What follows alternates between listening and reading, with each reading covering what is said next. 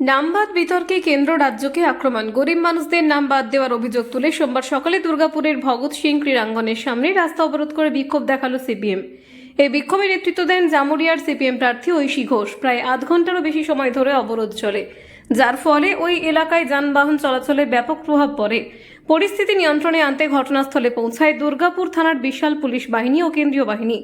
অবরোধে অংশ নেওয়া সিপিএম কর্মী সমর্থকেরা কেন্দ্র ও রাজ্য সরকারের বিরুদ্ধে তীব্র আক্রমণ শানান।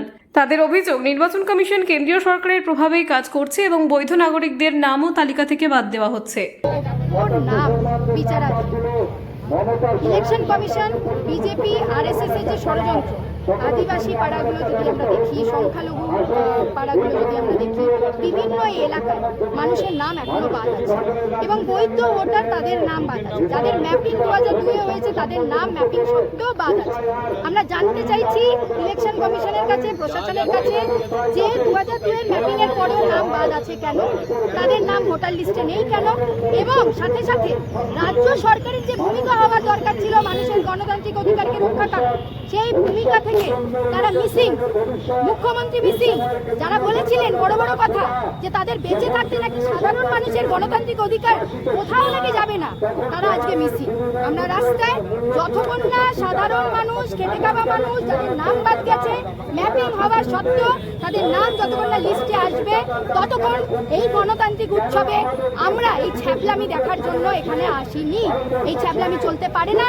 এই গণতান্ত্রিক দেশ, এই গণতান্ত্রিক দেশে প্রত্যেকটা বৈধ ভোটারের কাছে অধিকার, যে তারা অধিকার প্রয়োগ করে এই নির্বাচনে শুধু ভোট দিতে যাবে না, তাদের কাছে দাঁড়ানোর অধিকারও আছে। সেই অধিকার তাদের থেকে ছিনিয়ে নেওয়া হচ্ছে এবং এই যে ছাগলামি চলছে, এটা মানা যাবে না। তাই জন্য আমরা সবাই মিলে রাস্তায় সেই গণতান্ত্রিক অধিকারকে রক্ষা করার জন্য।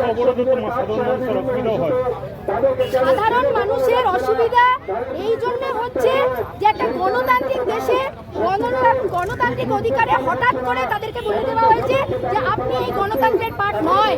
সেটাতে সাধারণ মানুষের অসুবিধা হচ্ছে। 1 ঘন্টা এখানে রাস্তায় বসে থেকে সাধারণ মানুষের অসুবিধা হচ্ছে না।